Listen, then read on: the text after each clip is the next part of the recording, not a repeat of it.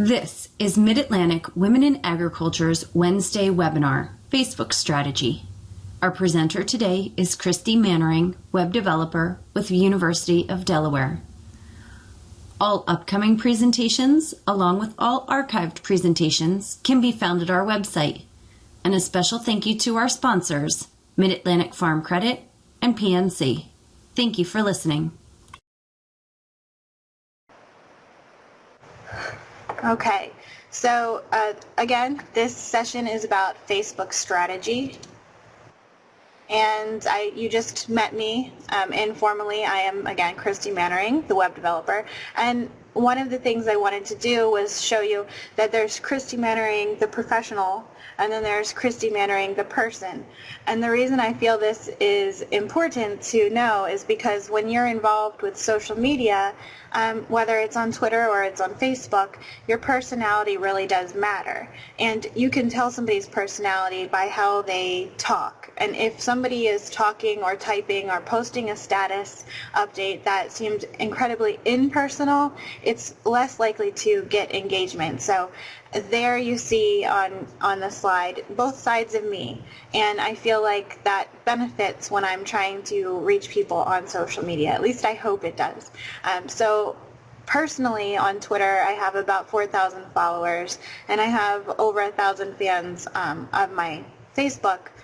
In my pages, I have Bring Me Up, which is Scrink.com, is my personal blog. I write about music, and I have a Facebook page which has, oh gosh, is it over 5,000? I don't know how many I have on my Facebook page right now, but I just want to let you know there's a little bit of credibility on the higher education side for me, because I do it with Michelle Walford for Cooperative Extension, but also for the College of Agriculture, and then I do it on a personal level as well. So I see both aspects of it, which I feel is important. And you really, really need to remember to be authentic and be yourself, because even when you are in school and you go and you have a teacher who just lectures at you, doesn't make eye contact, and just has the same monotone voice the entire time, it drives you batty. And I feel like that's the same thing on social media. So part of the strategy, and an important part of the strategy, is to be compelling and to make sure that you do keep your personality and that you're consistent and original. And that's what is going to help make people come back. There are challenges. I discussed briefly the Facebook algorithm. They tweak their algorithm. It feels like they're tweaking it all the time, but really it's biannually. And this last tweak, which was in August and September, people saw their numbers dropping. So if you had a Facebook page and you used to reach 300 people, there could be days when you were reaching 30 people. So it became really disheartening. And one of the reasons this is happening is because in the beginning of Facebook, 10 years ago, you were liking your favorite book, you were liking your favorite author and your movie. Now you can like everything on Facebook. When you like it, those people compete for space on your news feed. So now when somebody goes to Facebook and logs in on their news feed, it's competitive. And so I'm sorry, I just saw someone typing. I wanted to make sure you could hear me, and that it wasn't that.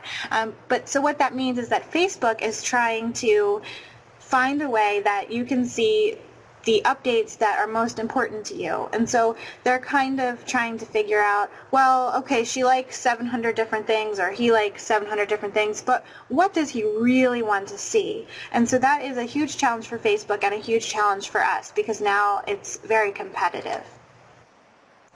And what I am hoping to be able to show you is that even if you do like 700 different things and there's 1,000 different updates, you still have visibility, and there are still different ways to get your content out there to the people who have liked your page, even if they aren't directly going to your page every day. Because let's face it, how many pages you like, how many of them do you directly log in, go to Facebook, go to that page? You don't normally do that. You go through your news feed, and so that's what we're trying to get visibility in. And so I love How I Met Your Mother, and it's sad that it's gone. And this is Barney Stinson, which is probably the craziest character on that show. But anyway, here we are saying the challenge has been accepted. And Another thing I really want to stress, because I know this is a hard part even for me, is that you will have cricket days. So there's going to be days where nobody engages with your page at all, and how disheartening that is. And so I just want to stress that happens to everybody. It happens when you're in the classroom talking. It happens when you're having a seminar session on nutrient management or a pasture walk and not as many people show up. It's the same thing on social media. And so you can't give up. And you can remember, you can post the same content at different times. So if you reword it a little bit and you are trying to get somebody to learn about a different native plant, and so you post a picture and you find that this time of day isn't successful, you can post it again 3-4 hours later. You won't be penalized for that. Just change up the word a little bit. You're going to get a different audience because people aren't going to be looking at the exact same time, the same people. So even if there is a little bit of overlap, it doesn't penalize you. You can post the same content twice. So I found this picture on Pinterest. I love Pinterest. And it just says, no whining, no complaining, absolutely no frowning, only hugs, smiles, and warm, fuzzy feelings are allowed. And so even if social media is frustrating and strategy isn't fun to talk about, let's just dive in with happy, warm feeling thoughts and let the universe know we are not afraid, we accept the challenge, and we are going to make Facebook work for us. So, Michelle Walford and my colleague Adam Thomas, who's a communication specialist here in the office with me and is hiding behind his computer just in case the webcam's still on. We went to Sacramento for the National Extension Conference, and one of the sessions we discussed was quality versus quantity. And what I tried to stress to people is that even if you only have 300 fans on your page, you still have the potential to reach 3,000 people. So even if you don't have as many likes on your page as you would like, if you have enough people commenting and sharing, then your post has the potential to reach 300 times the amount of fans that you originally had. And that allows you the opportunity to reach an audience that didn't necessarily look for your content. So here's an example of that. Our University of Delaware's College of Agriculture page has 1,101 likes. Just took that screenshot yesterday, so that is accurate. And I wanted to show one of our posts here. I scheduled it with Hootsuite, both of these posts, but I scheduled a PDF because somebody wanted to talk about a specific fundraising event they were having here. They wanted people to know about it. And I didn't have an image, I didn't have a link, it was a PDF. Of the flyer for the event, and 104 people saw the post. So that's frustrating. We know we have over 1,000 fans, and only 104 people saw the post. So that was a downtime for me. But then we had the bee swarm incident, which I'm sure everybody's heard about. The bees, the accident on I-95 where the bees swarmed around Newark, and still there are signs out that there are swarms of bees. Anyway, we have the benefit of having Dr. Debbie Delaney, who is our bee specialist. She's our bee expert, and she was able to be interviewed. So we put up a story to Delaware Online, had a video of her, had a little bit of her quotes, and you can see there it reached 2,937 people. That number has gone up since yesterday. So there we have reached more than the amount of people who've liked our page. And to me, that's really fascinating because it gives you some hope. You might not have as many people going to your page deciding to like it on their own, but if you have almost 3,000 people sharing your content, engaging with your content, seeing your content, you're more likely to get engagement on that post, but you're also more likely to pick up likes on your page so that they can continue to see your content. So your viewership is actually helping for you. They're being your little grassroots initiatives when they engage with your content. So I have one slide here on what not to do. One thing, do not neglect your page. You will get penalized if you ignore your page, and it is incredibly hard to bring that page back up to life and get Facebook to consider it to be a credible source again. So sometimes you might end up finding a rogue Facebook page out there. Somebody in your institution created a Facebook page for their own topic. They have 34 likes. They haven't updated it for a year. That page is taking away people from you because people can search for it, see it's not being updated, and maybe decide, well, if this isn't being updated, then their connected pages probably aren't being updated. So it can penalize you. Another thing Facebook's algorithm is very sneaky about is it reads what you write. So if you say, like this page, if you say, comment here, if you use those words, you are penalized. Less people will see those posts in their news feeds. Another thing to make sure to always do is mix up your media. And I think this is probably something we hear everywhere. People are visual, they love photos, but it's sometimes okay just to have a text post, just to say Happy Memorial Day, and you'll get engagement on that post and it will show up. If you just post visuals, if you just post links, then you're not going to get as many people, because the Facebook algorithm looks at each person differently. So it might look at me and say, okay, this person is more likely to interact with photos. So for every page she likes, we're only going to show the photo updates. And it will do that for Joe Smith and for Jane down the street. It'll say, oh, well, Jane only interacts with links, so we're not going to show her text updates. We're not going to show her photo updates. We're going to show her links. That's what she likes. So Facebook's algorithm is very sneaky smart. And that's why you have to mix it up. You have to make sure that you're reaching all of those different multiple facets of the algorithm. And one of the things I kid because I'm not a very big exerciser, although I do like to swim. Social media is like exercise, and it takes patience, consistency, and commitment. So don't neglect your page, don't give up on your page when you have those cricket days, and make sure to have patience with yourself, because it's an ever-evolving, ever-growing experience when you're working with social media. One thing I did stress at the conference in Sacramento is that a lot of the people forget the word social in media.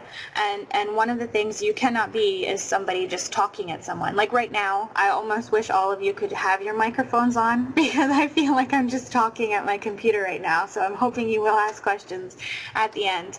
But what I think of is when I go out to my car in the morning, put the kids in the car, and people wave to me, how awful would it be if I didn't wave back? And so you almost have to be neighborly on social media.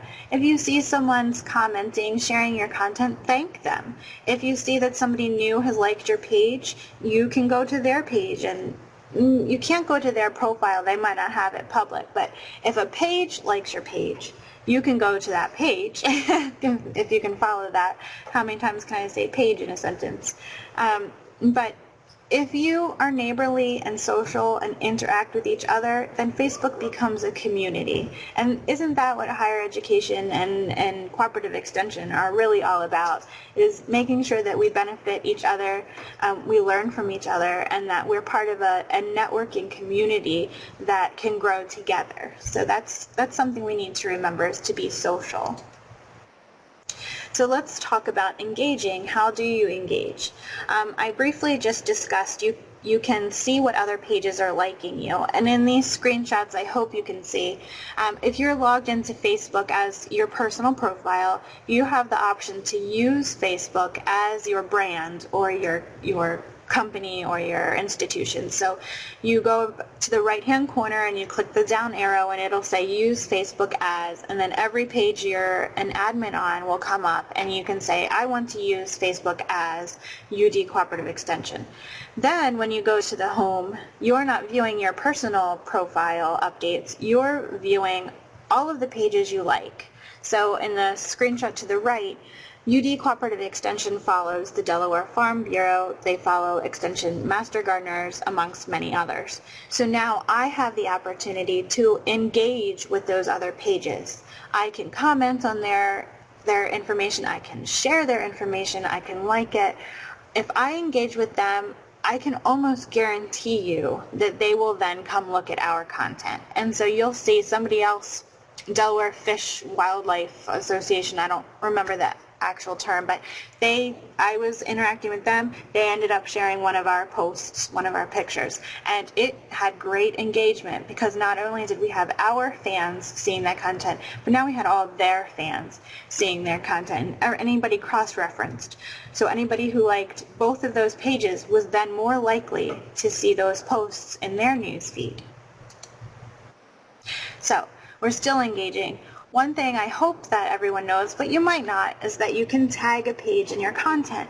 So if you're talking about a specific producer, a specific farmer, a specific researcher that also has a page, and you say, we received great data from this research company, you can type in the @ symbol, type in their page name, and it tags them. So then they're notified that you have given them credit, that you have discussed them in your status update, and it shows up as a post from another person. So I don't know if you've ever noticed on the right-hand side of a Facebook page, you can see what other people are saying to that page, and so it would show up there. So then you've doubly published almost. You've published on your own page for your followers, but you've also given a shout out to somebody else and published on their page. So again, you're reaching a wider audience than you would have had you not tagged them. And here again, we already discussed this, it's like a neighbor. If someone waves to you, wave back. If someone leaves a comment, say thank you. And engagement, you need to be responsive. And there's different tricks to this that I'll dive into a bit more on the next slide and so forth, but one of the things is to remember to always do that. So if you spend 15 minutes of your day looking at your social media accounts, looking at Facebook to update your own content, spend another 5 or 10 minutes to also look at what other people are doing. 1, you're going to get more engagement, but 2, you're going to learn other best practices. See what works for other people who have similar audiences. See what doesn't work, and it's a learning, growing, evolving experience to be on Facebook and social media. Maximizing opportunity. It used to be a few years ago, I would tell people, don't spam, don't post multiple times a day, you're spamming people. That is no longer the case. You should post at least 2 to 3 times per day on Facebook if you can. You should give 3 hours in between posts because you don't want to reach the same people twice. You want to reach new people. Maybe someone logs in the morning before work starts, and then another group of people log in at lunchtime, when they're sitting trying to filter through their email and everything, or then you have another group, they'll log in after dinner, so you'll get them at 6:30. So you can post similar content, like a repost, or you can post the different types of media. So you could try a text post, a visual photo post, or a link post as your 2 to 3 times per day. I see someone typing, so I don't know if I should wait or move on. I'll move on, and if we need to go back, I can go back. Oh, here we go. I don't have enough to say. So that's my next slide.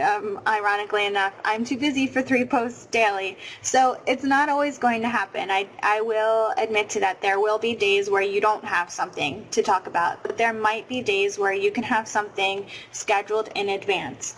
So one of the ideas is to, Michelle Walford has actually come up with a really great social media calendar for our extension program, and calendars can sometimes be rigid, but if you come up with a themed calendar that has ideas, hey, it's Monday, here's an idea of what you can have scheduled in advance for Monday. So the example I give on this slide is Motivational Mondays.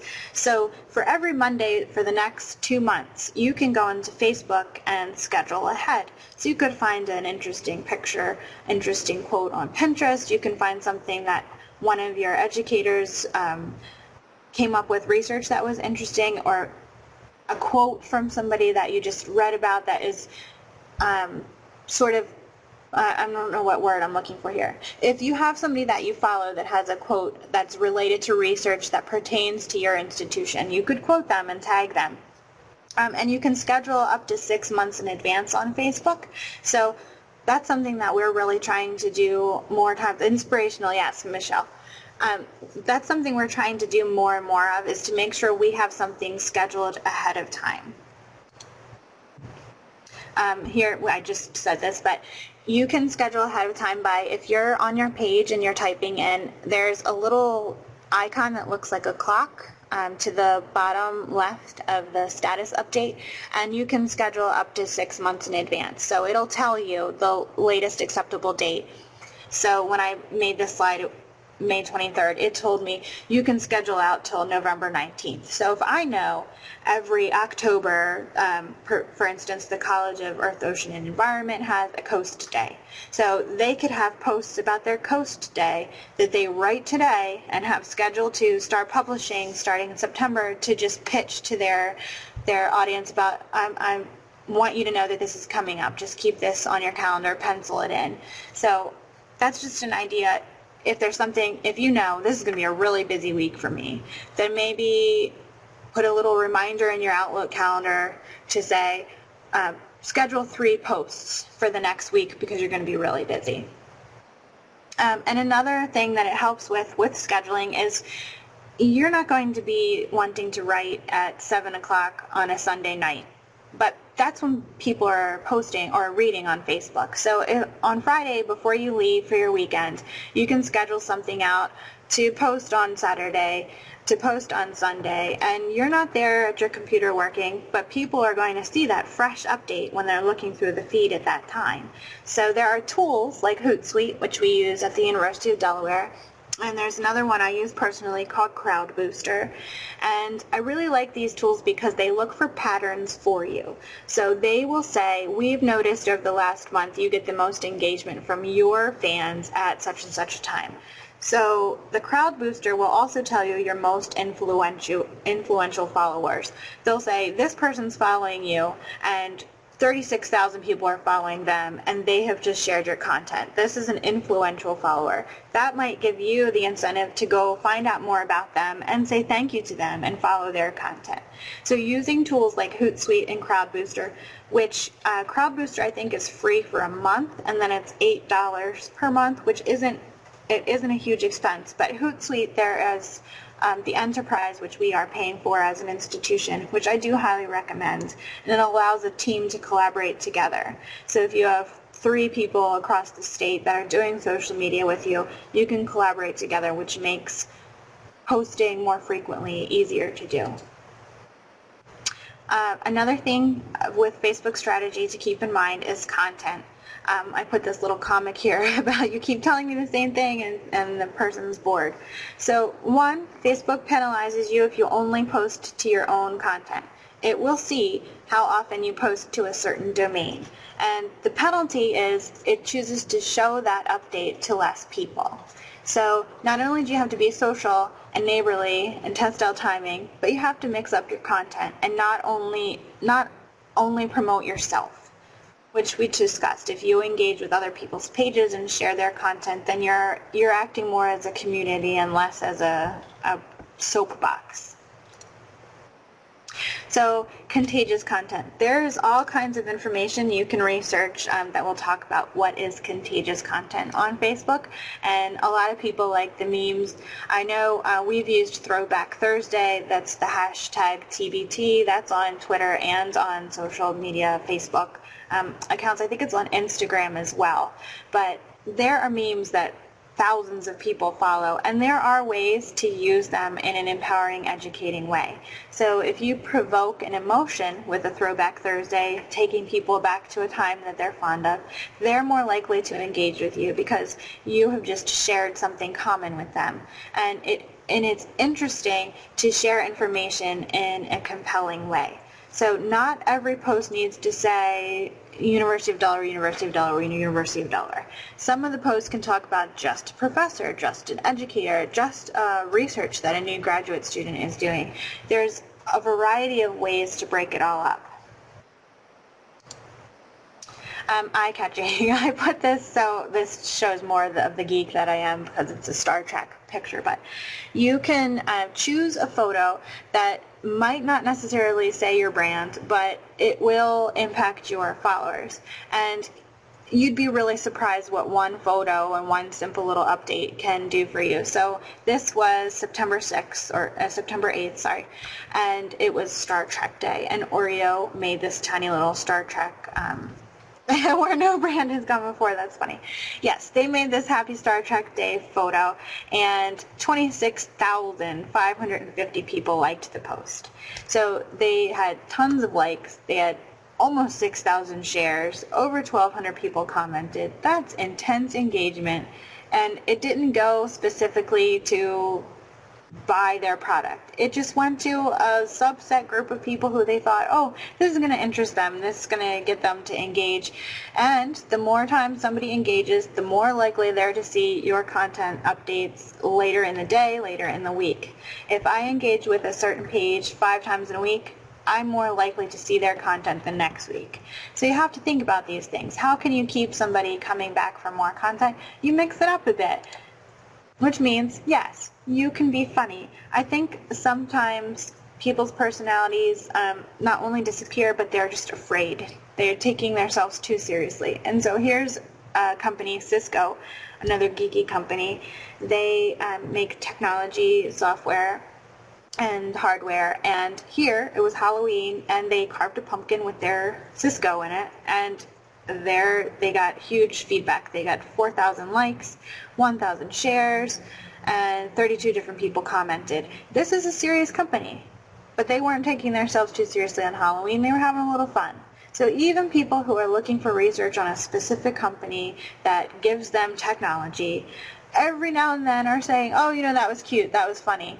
And if you look at the statistics of who's on Facebook, it's not as women-driven as Pinterest is, but there are a lot of women, there are a lot of moms on Facebook, and every now and then when they're in the throes of their busy schedule, they want to see something fun that they can just, you know, their shoulders relax a little. They're going to engage with that. They're going to say, oh, that was funny, that's cute.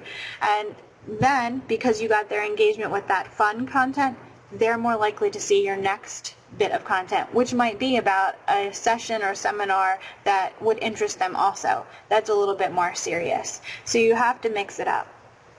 Another thing that I would like to get into more with our institution are contests. We did do this with the creamery, the U Dairy Creamery. We had a Facebook contest, and it had great success. We had a lot of people sharing and their photos and engaging with the posts, and they got a $5 U Dairy Creamery coupon for that. So an idea would be allow people to post their garden photos, and you can choose the top 5, and then they vote. So they have to come back every day so that they can like and vote on the contest, and then you can give them a gift card to someplace local, you know, someplace in your community that might be saying, you might not even have to pay for that. You could go to a local cafe, a local bagel shop, and say, hey, we want to do a contest and would love to give somebody a gift card for your eatery. Would you be interested in helping us with that? They're more than likely going to say yes, because it helps them also. So if you allow people to share their world with you by posting their own garden photos, then your staff can choose the top 5 that you think were the most creative gardens or the best kept gardens. Then allow them to vote. They're going to share with all their friends who are going to share with all their friends, and then you're all winning. Your local eatery is winning, that person's winning because their garden's being talked about, and you're winning because you're getting extra engagement, which will then make everybody else see your status updates more frequently. Facebook covers, this is something I will admit to you right now, I'm not very good at updating. I don't think about updating the Facebook cover, but strategically it's beneficial. First, it's a visual update that comes into their news feed. So if they like pictures, they're going to see when you update your Facebook cover. But also, it's your face. It's your face of your brand, you know, your branded page. If somebody goes to your page initially and then they come back to your page 3 months and they have the exact same Facebook cover, it's a little boring. So why not have maybe 5 or 6 Facebook covers you can rotate throughout the year? In this instance, today happens to be World Hunger Day, May 28th, and this particular company, the Hunger Project in the United Kingdom, put up a Facebook cover last World Hunger Day, and they kept it up for the entire month of May, and it got a lot of likes, it got a lot of engagement because people answered that question, what will you be doing? So a Facebook cover, it's a photo, and then people can engage with that photo, and then they'll spread the word about it, and then your initiative will get more feedback. PageModo. I have not heard of PageModo. That sounds really interesting. I'm going to have to look that up. Thank you, Ginger. So next slide is not to be selfish. So again, I have said Facebook should be seen as a community, and that's incredibly, incredibly important. I tell my kids all the time, sharing is caring, and I feel like a Care Bear when I say it, but it's really important, and it's very important in social media, because if on your page you have built-in buttons for Facebook, for Twitter, for LinkedIn, for Google+, for Pinterest, people will share your content. But you can also share theirs. If you have a colleague, if you have a sister partnership, if you have another institution which you enjoy their research, you can share their content. They will see it. They will be more likely to read your content. And it works that way. You have all of these little degrees of separation in the social media world. And you'd be surprised how far that can go. So just remember that when you tag somebody, when you engage with somebody else's content, it notifies them. They will be more likely, I guarantee you, to also check out your content. This dives more into the geeky part of the algorithm. The interactions are actually weighted. And I don't know if you're familiar with Facebook Edge, but that's the new ranking system that launched in August of last year. I have heard rumors they're getting ready to tweak it again to help pages get interaction back, but I don't have anything to guarantee that yet. So I'm going to explain to you the Edge ranking.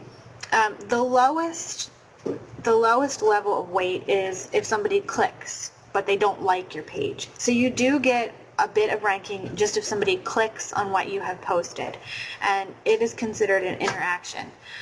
Then the next one up would be a like, and then the next one is comments, and the highest interaction with Facebook Edge's algorithm is to share. So if somebody shares your content and comments on your content, and likes your content, which most times if they're going to share it, they've also liked it, you get the whole trifecta. And then that person is 3 times more likely to see your next update, but they have also made it 3 times more likely for all of their fans to also see that activity. Because you know, in the settings of Facebook, if you're a friend with someone, you can see what they interacted with throughout the day, depending on their settings. So my mom, for instance, loves dogs. She likes tons of dog pages. Pomeranians are her favorite thing in the world. So whenever she interacts with anything Pomeranian related, my newsfeed blows up. My younger brother has tried ignoring my mom's comments and activity on Facebook, but I don't mind seeing it. It puts a smile on my face too. So I can see all of the pages that she's liking and interacting with, which has prompted me to sometimes go and look at more of their content.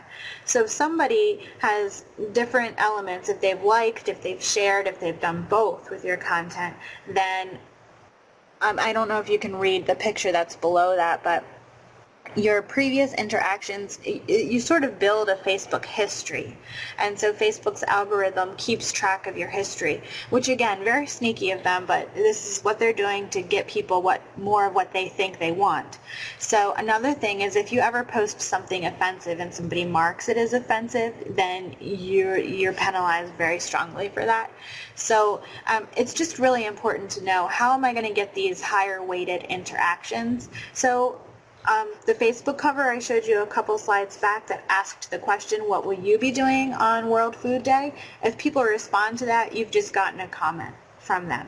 So that's a pretty high weighted interaction. So ask for questions, ask for captions, do fill in the blanks for picture captions. Don't directly say, leave me a comment, because that phrase is penalized by Facebook. But if you do ask a question and you get people to comment, then you've just guaranteed yourself in their news feed to come in the future. I see 2 people are typing now. Oh, that's a good typing. It is interesting, and sometimes it's very frustrating, but it's good to know, and it's good to think about. It's overwhelming, I will give you that. I'm not in denial about that. I know I'm loading a lot on you, but this is a strategy session. Isn't this what big corporate people do when they get in the board meeting at 7 o'clock at night in their fancy suits?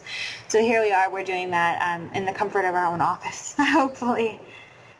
You say adding, like, or share will penalize you, but if you overlay that on the photo. That's an interesting question. So it depends. If you have a photo that you're not, I'm going to get into this a little bit later in terms of Facebook ads and Facebook boosts. So you can't boost or promote a photo that has those words in it because Facebook will read those photos, but if you're just posting that to your feed and you're not boosting it or promoting it, then you're not penalized. Again, the algorithm is incredibly sneaky and very smart, and I don't know how to talk about it without sounding bitter. It's made life really difficult. So, but again, very interesting. It's like watching Will Smith in iRobot when the robot takes over, and he's like, I told you not to use those robots. Sometimes I've seen photos that say if you agree, like; if you disagree, share. So that's a way of them getting around the thing. So you're not saying like this post. You're not saying share this post. You're saying if you agree with a certain statement or a certain photo to like it. I do think you need to be very careful with using the word like or using the word share in anything that you write, because I do know the algorithm is smart enough to read it, but you can see in what you just wrote, if you agree like, you haven't asked for a comment. But I would say be very, very careful about that. It's better to ask a question that's more open-ended, that can get interaction and engagement without penalizing you. So I'll look into that more for you, Michelle, because it's really interesting. But I do see in the way that you worded it that to me seems like a loophole. So don't tell Facebook that you figured that out.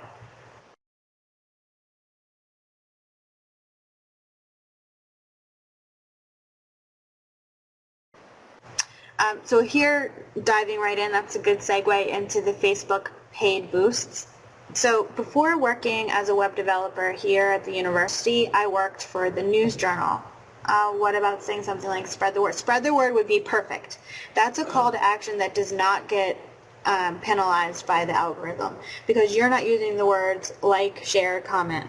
You've completely jumped over that hurdle. So that would be a perfect way to get a call to action out there. So Joanne, that was a great comment. Facebook paid boost. So Michelle Walford knows I have an internal, my brain battles about this, because half of my brain says I do not want to pay for anything on Facebook. It was meant to be free. I want it to be free. If I pay for it, they're somehow going to know, and then everything else that I don't pay for isn't going to get interaction.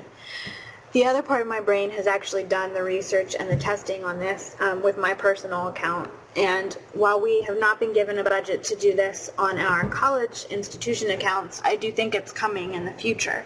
And I'd like to try to explain, because newspapers are going away, and because radio advertisement isn't as successful anymore, and because millions and billions of people are using Facebook, on their computers, their laptops, the variety of mobile devices, and people at any given time might have 2 or 3 mobile devices with them. You know, they might have a laptop in their backpack, they might have their phone in their pocket, they might have their iPad, you know, sitting next to them at a meeting. So this is not going away.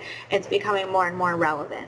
And so whereas you used to pay $1,000 for one half-page ad in the newspaper that would reach whatever region that newspaper reached, now you can pay a much smaller amount and reach more people.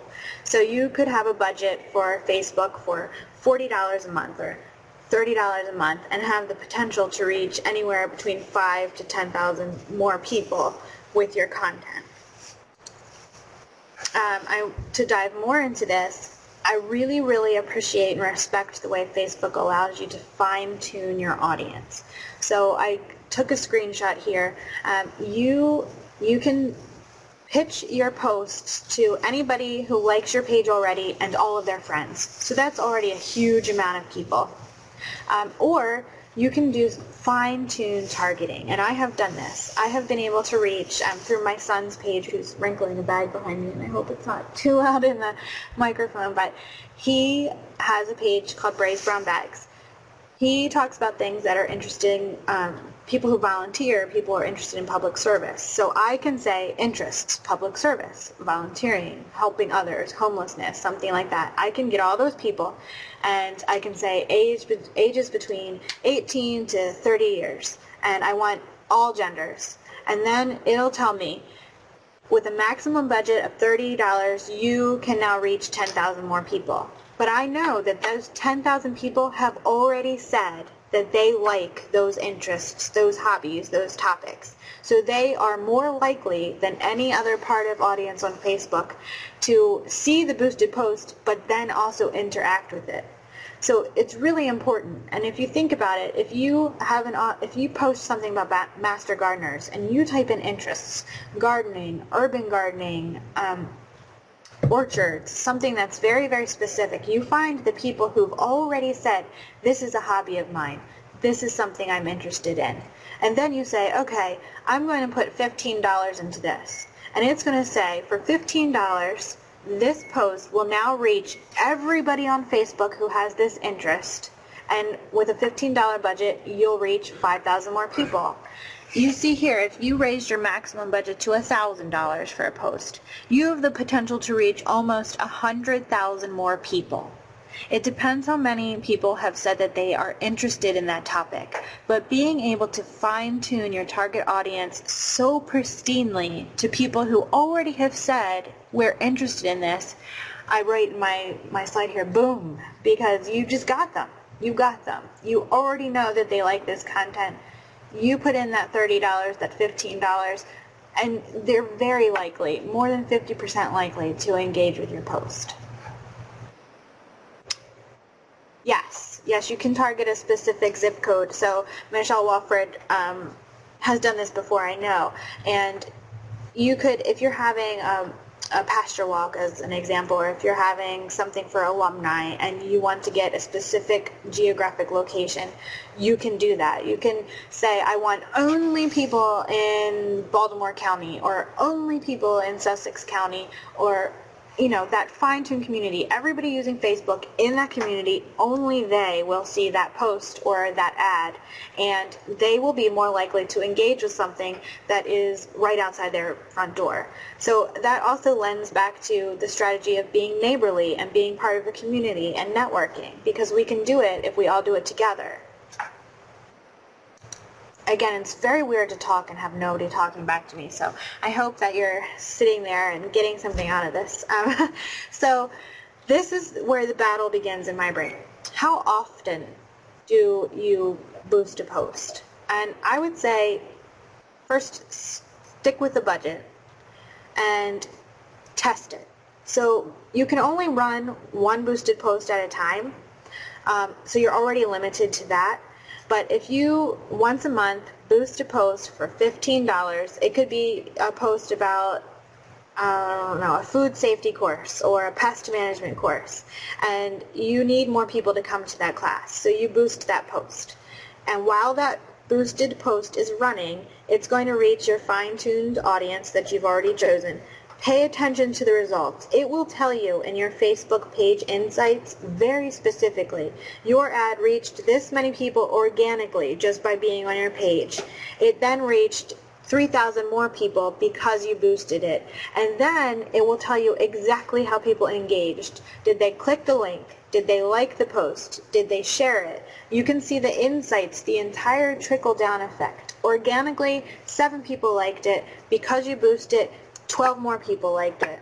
So it's very, very interesting. Because I don't have any professional accounts that I've done this boost on, I don't have a screenshot for it.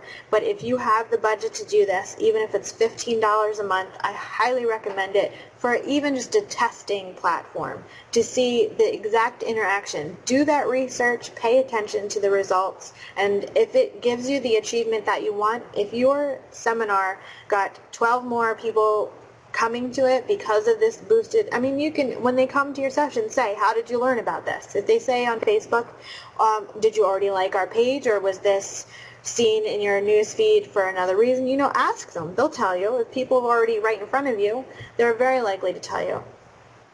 Yes, I agree with what Michelle Walford just typed. You would be very amazed at what $15 or $30 will get you.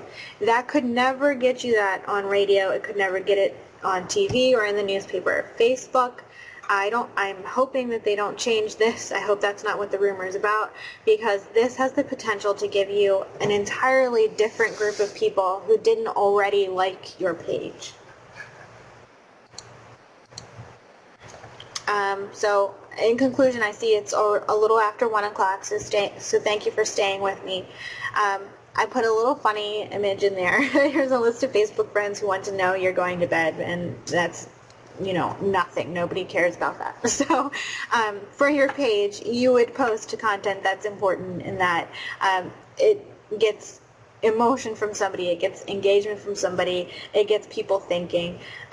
Do think about boosting posts, do engage to get engagement, be social, be neighborly, and while none of this can be 100% guaranteed, being strategic is very important, and you will benefit from it in the long run if you put the work out into it. And it could only be 20-25 minutes a day, which, yes, that's 25 minutes a day, and I do know that's hard when we're all overworked, but it can go so far, and it could really, really benefit your programs. Thank you for watching our archived presentation of our Wednesday webinar. If you would like to see more archived Wednesday webinars, please visit our YouTube channel, or to find a schedule of upcoming live webinars, visit our website.